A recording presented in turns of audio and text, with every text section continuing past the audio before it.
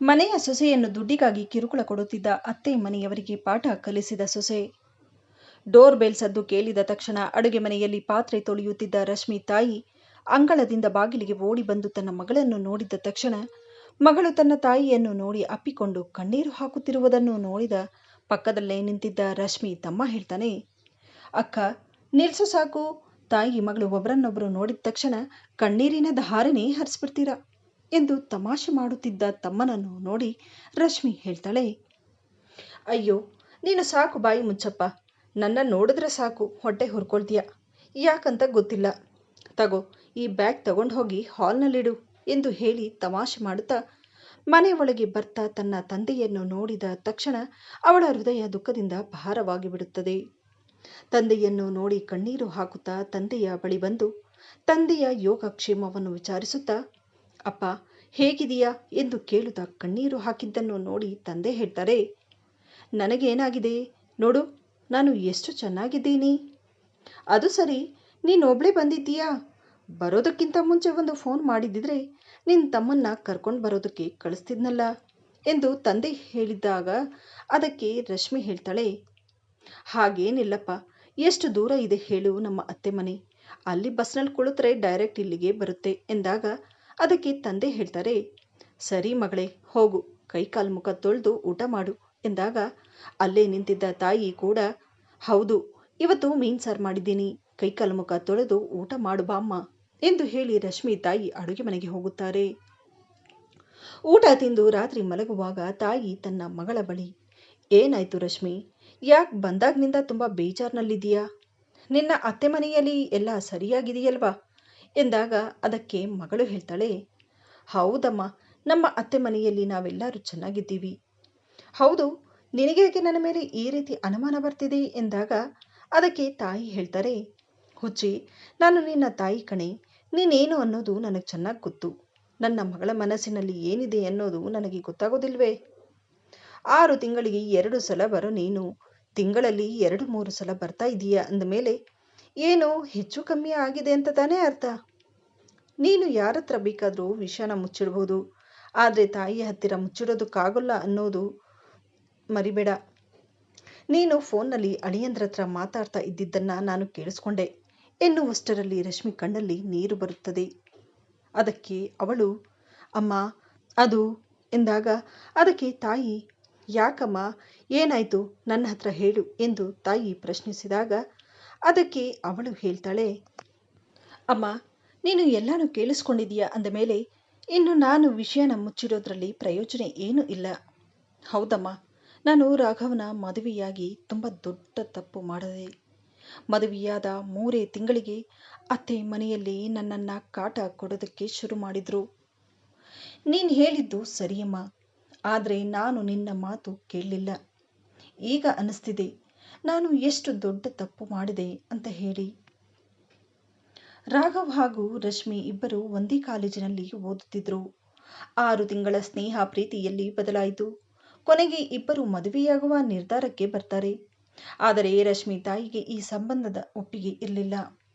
ಅಂದು ರಶ್ಮಿ ತಾಯಿ ಮಗಳಿಗೆ ಎಷ್ಟೇ ಹೇಳಿದರೂ ಮಗಳು ಮಾತ್ರ ತಾಯಿಯ ಮಾತನ್ನು ಅರ್ಥ ಮಾಡಿಕೊಳ್ಳಲೇ ಇಲ್ಲ. ಮದುವೆಯ ವಿಷಯದ ಬಗ್ಗೆ ತಾಯಿ ಮಗಳ ಬಳಿ ಮಾತನಾಡುತ್ತಾ, ನೋಡು ರಶ್ಮಿ, ಇದು ಓದುವ ವಯಸ್ಸು. ನಿನ್ನ ಓದನ್ನು ಮುಂದುವರಿಸು.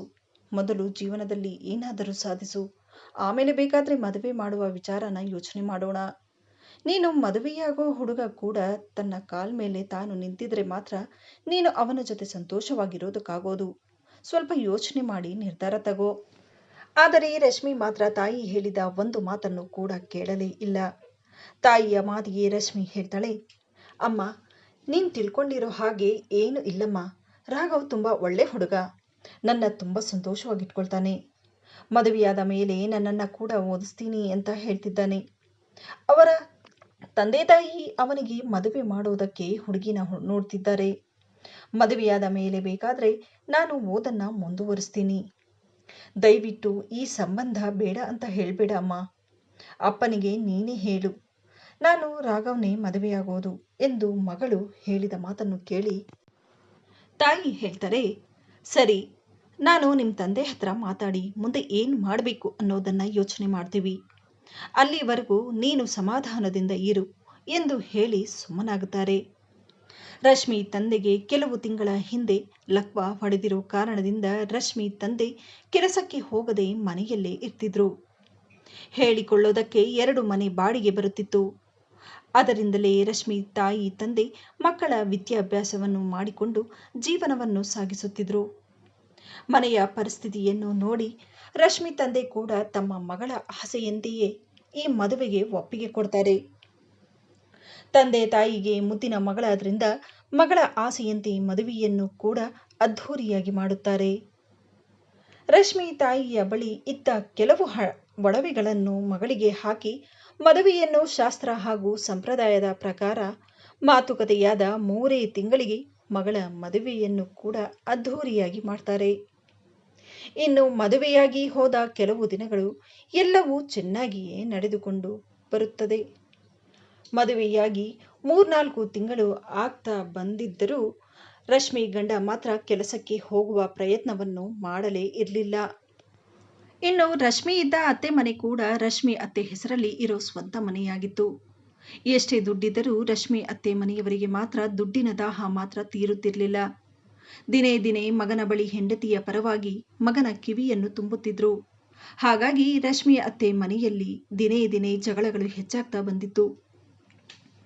ರಶ್ಮಿ ಗಂಡ ಕೂಡ ನಿನ್ನ ತಾಯಿ ಮನೆಯಿಂದ ನಿನ್ನ ಭಾಗವನ್ನು ತಗೋ, ಅದರಲ್ಲಿ ಬರುವ ದುಡ್ಡಿನಿಂದ ನಾನು ಹೊಸ ಬಿಸಿನೆಸ್ ಮಾಡಬಹುದು ಎಂದು ಹೇಳಿ ತಂದೆ ತಾಯಿಯ ಮಾತನ್ನು ಕೇಳಿ ಹೆಂಡತಿಯನ್ನು ದಿನೇ ದಿನೇ ಟಾರ್ಚರ್ ಕೊಡಲು ಶುರು ಮಾಡಿದ್ದ.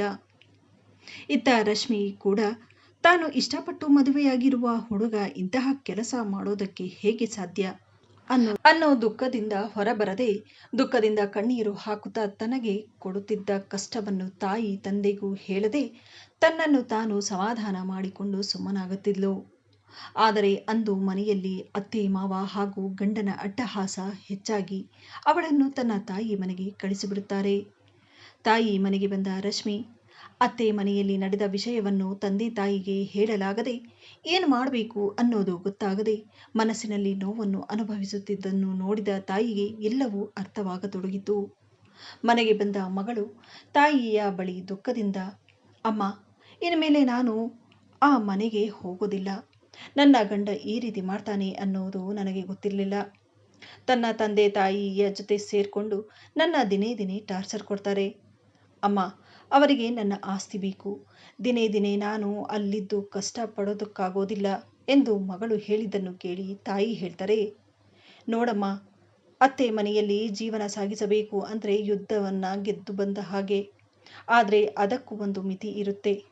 ನೀನು ಇಷ್ಟು ದಿನದಿಂದ ಅವರಿಂದಾಗಿ ಇಷ್ಟೆಲ್ಲ ಕಷ್ಟಪಡ್ತಾ ಇದೀಯಾ, ನಮಗೊಂದು ಮಾತು ಹೇಳಬಾರ್ದಾ ಎಂದು ಹೇಳುವಷ್ಟರಲ್ಲಿ ಎಲ್ಲವನ್ನೂ ಕೇಳಿಸಿಕೊಳ್ಳುತ್ತಿದ್ದ ರಶ್ಮಿ ತಂದೆ ಹೇಳ್ತಾರೆ, ಹೌದು ಮಗಳೇ, ನೀನು ಇಷ್ಟು ಕಷ್ಟಪಡೋದನ್ನು ನಮ್ಮ ಕಣ್ಣಿಂದ ನೋಡೋದಕ್ಕಾಗಲ್ಲ. ನಿನಗೆ ಈ ಮನೆಯಲ್ಲಿ ಏನು ಕೊಡಬೇಕೋ ಅದನ್ನು ಭಾಗ ಮಾಡಿ ಕೊಟ್ಬಿಡ್ತೇನೆ. ನಮಗೆ ಆಸ್ತಿಗಿಂತ ಮಕ್ಕಳು ಮುಖ್ಯ. ಮನೆ ಭಾಗ ಕೊಡೋದ್ರಿಂದ ನಿನ್ನ ಜೀವನ ಸರಿ ಹೋಗುತ್ತೆ ಅನ್ನೋದಾದರೆ ನಾನು ಈಗಲೇ ಬರೆದು ಕೊಡ್ತೀನಿ ಎಂದು ತಂದೆ ಹೇಳಿದ್ದನ್ನು ಕೇಳಿ ಮಗಳು ತಂದೆಯ ಬಳಿ ಹೇಳ್ತಾಳೆ, ಅಪ್ಪ, ಈ ಮನೆ ನೀವು ಕಷ್ಟಪಟ್ಟು ದುಡ್ದಿರೋ ಆಸ್ತಿ. ನೀವಿರೋ ಪರಿಸ್ಥಿತಿಯಲ್ಲಿ ಈ ಮನೆಯಿಂದ ಬರುವ ಬಾಡಿಗೆಯಿಂದ ಮನೆ ನಡೀತಾ ಇದೆ. ತಮ್ಮನ ಓದು ಬರಹ, ನಿಮ್ಮ ಔಷಧಿ, ಮನೆ ಖರ್ಚು ಅಂತ ಹೇಳಿ ಇಷ್ಟೆಲ್ಲ ನಡೆಯುತ್ತಿರುವುದು ಈ ಮನೆಯಲ್ಲಿ ಬರೋ ಬಾಡಿಗೆಯಿಂದ. ಅಪ್ಪ, ನೀನು ಅಮ್ಮ ಇರುವವರೆಗೂ ಈ ಮನೆ ಮೇಲೆ ಹಕ್ಕಿರೋದು ನಿಮ್ಮಿಬ್ಬರಿಗೆ. ನಿಮ್ಮ ಸಂತೋಷನ ಕಿತ್ಕೊಂಡು ನಾವು ಸುಖವಾಗಿರೋದಕ್ಕಾಗುತ್ತಾ? ಅಪ್ಪ, ನೀವೇನು ಯೋಚನೆ ಮಾಡಬೇಡಿ. ಇಂತಹ ದುಡ್ಡಿನ ಪಿಶಾಚಿಗಳಿಗೆ ಬುದ್ಧಿ ಕಲಿಸೋದು ಹೇಗೆ ಅನ್ನೋದು ನನಗೆ ಚೆನ್ನಾಗಿ ಗೊತ್ತು. ನೋಡಿಯಪ್ಪ, ಮೊದಲೇ ನಿಮ್ಮ ಆರೋಗ್ಯ ಸರಿಯಿಲ್ಲ. ಅದರ ಮೇಲೆ ಇದನ್ನೆಲ್ಲ ನೀವು ಚಿಂತೆ ಮಾಡಬೇಡಿ. ನೀವು ಸಂತೋಷವಾಗಿದ್ದರೆ ಅದೇ ನನಗೆ ಧೈರ್ಯ. ಈಗ ನೀವು ಔಷಧಿನ ತಗೊಂಡು ಆರಾಮವಾಗಿ ಮಲ್ಕೊಳ್ಳಿ ಎಂದು ಹೇಳಿ ತಂದೆಯ ಕಣ್ಣೀರನ್ನು ಒರೆಸಿ ಇಬ್ಬರನ್ನು ಸಮಾಧಾನ ಮಾಡಿ ರೂಮಿಗೆ ಹೋಗುತ್ತಾಳೆ. ಇಡೀ ರಾತ್ರಿ ರಶ್ಮಿ ಯೋಚನೆ ಮಾಡಿದ ನಂತರ ಒಂದು ನಿರ್ಧಾರಕ್ಕೆ ಬಂದು ಬೆಳಗ್ಗೆ ಬೇಗ ಎದ್ದು ತನ್ನ ತಂದೆ ತಾಯಿಯನ್ನು ಕರೆದುಕೊಂಡು ತನ್ನ ಅತ್ತೆ ಮನೆಗೆ ಹೋಗ್ತಾಳೆ. ಅತ್ತೆ ಮನೆಯಲ್ಲಿ ಸೊಸೆ ಬಂದಿದ್ದನ್ನು ನೋಡಿ ಎಲ್ಲರೂ ಆಶ್ಚರ್ಯ ಪಡುತ್ತಾ, ರಶ್ಮಿ ಅತ್ತೆ, ಅರೆ ಬೀಗರೆ, ಇದೇನು ಇಷ್ಟು ಬೆಳಗಿನ ಜಾವ ಬಂದಿದ್ದೀರಾ ಎಂದು ಹೇಳಿದ್ದನ್ನು ಕೇಳಿ ಸೊಸೆ ರಶ್ಮಿ ಹೇಳ್ತಾಳೆ, ಅದು ಏನು ಇಲ್ಲ ಅತ್ತೆ, ಇಷ್ಟು ದಿನದಿಂದ ನಿಮಗೆ ಬೇಕಾಗಿದ್ದ ಆಸ್ತಿನ ಕೊಡೋದಕ್ಕೆ ಬಂದಿದ್ದೀವಿ ಎಂದು ಹೇಳಿದ್ದನ್ನು ಕೇಳಿ ರಶ್ಮಿ ಅತ್ತೆ ಮಾವ ಗಾಬರಿ ಪಡುತ್ತಾ, ಏನಮ್ಮ, ಏನು ಹೇಳ್ತಿದ್ದೀಯಾ ನೀನು? ಹೌದು ಅತ್ತೆ, ನೀವು ಏನು ಕೇಳಿಸ್ಕೊಳ್ತಿದ್ದೀರೋ ಅದನ್ನೇ ಹೇಳ್ತಾ ಇದ್ದೀನಿ. ಮದುವೆಯಾದಾಗಿನಿಂದ ಇಲ್ಲಿಯವರೆಗೂ ದುಡ್ಡಿಗೋಸ್ಕರ ನೀವು ನನ್ನ ಮನೆಯಿಂದ ಹೊರಗೆ ಹಾಕಿದ್ರಲ್ಲ, ಅದಕ್ಕೆ ಇವತ್ತು ಉತ್ತರ ತಗೊಂಡು ಬಂದಿದ್ದೀನಿ. ನೋಡು, ನೀನು ಏನು ಮಾತಾಡ್ತಾ ಇದ್ದೀಯಾ ಅನ್ನೋದನ್ನು ಗಮನದಲ್ಲಿಟ್ಕೊಂಡು ಮಾತಾಡು ಎನ್ನುವಷ್ಟರಲ್ಲಿ ಮಗ ಕೂಡ ಬರ್ತಾನೆ. ರಶ್ಮಿ, ನೀನು ನನ್ನ ತಂದೆ ತಾಯಿಯ ಹತ್ತಿರ ಹೀಗೆಲ್ಲ ಮಾತಾಡಿದ್ರೆ ಸರಿ ಇರೋದಿಲ್ಲ ಎಂದಾಗ ಅದಕ್ಕೆ ಹೆಂಡತಿ ಹೇಳ್ತಾಳೆ, ಹೌದಾ, ಹಾಗಾದರೆ ಇಷ್ಟು ದಿನ ನೀವು ಹಾಗೂ ನಿಮ್ಮ ತಂದೆ ತಾಯಿ ನನ್ನ ಜೊತೆ ಮಾಡಿದ್ದು ಸರಿನಾ? ಮದುವೆ ಮಾಡಿಕೊಳ್ಳುವಾಗ ಎಷ್ಟು ಚೆನ್ನಾಗಿರ್ತೀರಾ, ಮದುವೆಯಾದ ಕೆಲವೇ ದಿನಗಳಲ್ಲಿ ನಿಮ್ಮ ಯೋಗ್ಯತೆಗಳನ್ನು ತೋರಿಸ್ಬಿಡ್ತೀರಾ. ಒಂದು ಹೆಣ್ಣು ತನ್ನ ತಂದೆ ತಾಯಿ ಬಂಧು ಬಳಗನ್ನೆಲ್ಲ ಬಿಟ್ಟು ಬೇರೆ ಮನೆಗೆ ಸೊಸೆಯಾಗಿ ಬಂದಿರ್ತಾಳೆ. ಅವಳು ಬೇರೆ ಮನೆಗೆ ಬರೋದಲ್ಲದೆ ಆ ಮನೆಯವರು ಕೊಡೋ ಕಾಟನ ಸಹಿಸಿಕೊಂಡು ತಂದೆ ತಾಯಿಗೋಸ್ಕರ ಅವರು ಹೇಳುವ ಪ್ರತಿಯೊಂದು ಕೆಲಸನ ಮಾಡಿಕೊಂಡು ಎಷ್ಟೇ ಕಷ್ಟ ಕೊಟ್ಟರೂ ಮತ್ತೆ ತವರು ಮನೆಗೆ ಹೋಗದೆ ಗಂಡನೇ ಸರ್ವಸ್ವ ಅಂದುಕೊಂಡು ಎಲ್ಲವನ್ನೂ ಸಹಿಸಿಕೊಂಡು ಹೋಗ್ತಾಳೆ. ಹೆಣ್ಣಾಗಿ ಅವಳು ಮಾಡೋ ತ್ಯಾಗ ನಿಮಗೆ ಸಾಕಾಗೋದಿಲ್ಲ. ಜೊತೆಗೆ ನಮ್ಮ ತಂದೆ ತಾಯಿಯ ಆಸ್ತಿ ಮೇಲೂ ದುರಾಸೆ ಪಡುವ ನಿಮ್ಮಂಥವರು ಹೆಂಡತಿನ ಹೇಗೆ ಸುಖವಾಗಿಟ್ಕೊಳ್ಳೋದಕ್ಕಾಗುತ್ತೆ? ನಿಮಗೆ ಒಂದು ಮಾತು ಕೇಳ್ತೀನಿ, ಯಾಕೆ ನಿಮ್ಮ ತಂದೆ ತಾಯಿ ಹತ್ರ ಆಸ್ತಿ ಇಲ್ವಾ? ನಿಮ್ಮ ತಂದೆ ತಾಯಿ ಆಸ್ತಿ ಮೇಲೆ ಹಕ್ಕಿರೋದು ನಿಮಗೇ ಅಲ್ವಾ? ಅವರ ಹತ್ರ ಕೇಳೋದನ್ನು ಬಿಟ್ಟು ನಿಮಗೆ ಬೇರೆಯವರ ಆಸ್ತಿನೇ ಬೇಕಾ?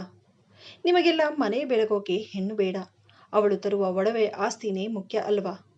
ನೋಡಿ ರಾಘವ್, ಮದುವೆಗೆ ಮುಂಚೆ ನೀವು ನನಗೆ ಕೊಟ್ಟ ಮಾತುಗಳ ಮೇಲೆ ನಂಬಿಕೆ ಇಟ್ಟು ನಾನು ನಿಮ್ಮನ್ನು ಮದುವೆಯಾದೆ. ಮದುವೆ ಆದ ಮೇಲೆ ನಿಮ್ಮನ್ನು ನಂಬಿಕೊಂಡು ಬಂದಿರೋ ನಿಮ್ಮ ಹೆಂಡತಿಯನ್ನು ಸಾಕೋ ಜವಾಬ್ದಾರಿ ನಿಮ್ಮದಾಗಿರುತ್ತೆ ಹೊರತು ಬೇರೆಯವರದಲ್ಲ. ಹೆಂಡತಿನ ಸಾಕೋದಕ್ಕೆ ಆಗೋದಿಲ್ಲ ಅಂದಮೇಲೆ ಮದುವೆ ಯಾಕೆ ಮಾಡ್ಕೊಳ್ಬೇಕು? ನೋಡಿ ರಾಘವ್, ನನ್ನ ತವರು ಮನೆ ಆಸ್ತಿನ ತಂದು ನೀವು ನನ್ನ ಸಾಕಬೇಕು ಅನ್ನೋದಿದ್ರೆ ನನಗೆ ಅಂಥ ಸಂಬಂಧ ಬೇಕಾಗಿಲ್ಲ. ನಾನು ಕೂಡ ಓದಿರೋ ಹುಡುಗಿ, ನನ್ನ ಜೀವನನ ಹೇಗೆ ನಡೆಸ್ಕೊಂಡು ಹೋಗಬೇಕು ಅನ್ನೋದು ನನಗೆ ಚೆನ್ನಾಗಿ ಗೊತ್ತಿದೆ. ಇಷ್ಟೆಲ್ಲ ಓದಿದ್ರೂ ನಿಮ್ಮ ಜೊತೆ ಕಷ್ಟಪಟ್ಕೊಂಡು ಇರಬೇಕು ಅನ್ನುವ ಅವಶ್ಯಕತೆ ನನಗಿಲ್ಲ. ನೋಡಿ, ದಯವಿಟ್ಟು ನಮ್ಮಿಬ್ಬರ ಸಂಬಂಧ ಇಲ್ಲಿಗೆ ಮುಗಿಸಿದ್ರೆ ಒಳ್ಳೆಯದು. ಆದಷ್ಟು ಬೇಗ ನಾವಿಬ್ಬರು ಡೈವರ್ಸ್ ತಗೊಂಡ್ರೆ ಒಳ್ಳೆಯದು ಎಂದು ಹೇಳಿದ್ದನ್ನು ಕೇಳಿ ರಶ್ಮಿ ತಂದೆ ತಾಯಿ ಹೇಳ್ತಾರೆ, ನೋಡಮ್ಮ, ನಾವಿದ್ದೀವಿ, ಮಾತಾಡ್ತೀವಿ, ದುಡುಕಿ ಇಷ್ಟು ದೊಡ್ಡ ನಿರ್ಧಾರ ತಗೋಬೇಡ ಎಂದಾಗ ಅದಕ್ಕೆ ಮಗಳು ಹೇಳ್ತಾಳೆ, ಅಪ್ಪ, ಗಂಡ ಕುಡ್ಕ ಆಗಿದ್ರೂ ಅವನ ಜೊತೆ ಸಂಸಾರ ಮಾಡಬಹುದು, ಆದರೆ ದುಡಿದೆ ಮನೆಯಲ್ಲಿ ತಂದೆ ತಾಯಿ ಹೇಳಿದ ಹಾಗೆ ಕೇಳಿಕೊಂಡು ಹೆಂಡತಿನ ಕಾಟ ಕೊಡೋ ಗಂಡನ ಜೊತೆ ಇರೋದಕ್ಕೆ ಆಗೋದಿಲ್ಲ. ದಯವಿಟ್ಟು ನನ್ನ ಕ್ಷಮಿಸಿ ಅಪ್ಪ ಎಂದು ಹೇಳುವಷ್ಟರಲ್ಲಿ ಗಂಡ ಹೇಳ್ತಾನೆ, ನೋಡು ರಶ್ಮಿ, ಇಷ್ಟೆಲ್ಲ ಕೇಳಿದ ಮೇಲೆ ನಾನು ಮಾಡಿದ ತಪ್ಪಿನ ಅರಿವು ನನಗಾಗಿದೆ. ನಿನ್ನ ಮನಸ್ಸಿನಲ್ಲಿ ಇಷ್ಟೆಲ್ಲ ನೋವಿದೆ ಅನ್ನೋದು ನನಗೆ ಗೊತ್ತಿರಲಿಲ್ಲ. ಬೇರೆಯವರ ಮಾತನ್ನು ಕೇಳಿ ನಾನು ತಪ್ಪು ಮಾಡಿದೆ, ಅದಕ್ಕೆ ಇಷ್ಟು ದೊಡ್ಡ ಶಿಕ್ಷೆ ಕೊಡಬೇಡ.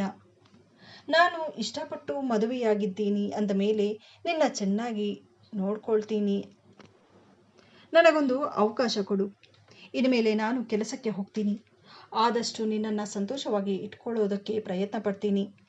ಇಷ್ಟು ದೊಡ್ಡ ನಿರ್ಧಾರನ ಮಾಡಬೇಡ ಎಂದು ಗಂಡ ಹೇಳಿದ ಮಾತನ್ನು ಕೇಳಿ ರಶ್ಮಿ ತಂದೆ ತಾಯಿ ಕೂಡ, ಹೌದಮ್ಮ, ಏನೋ ಕೆಟ್ಟುಗಳಿಗೆ ಆಗಬಾರ್ದಾಗೋಯ್ತು, ತಪ್ಪು ಮಾಡಿದವರು ಕ್ಷಮೆ ಕೇಳಿ ಇನ್ನು ಮುಂದೆ ಅಂಥ ತಪ್ಪು ಮಾಡೋದಿಲ್ಲ ಅಂತ ಭರವಸೆ ಕೊಟ್ಟ ಮೇಲೆ ನೀನು ಕೂಡ ಎಲ್ಲವನ್ನು ಮರೆತು ಸುಖವಾಗಿ ಇರೋದನ್ನು ನೋಡು.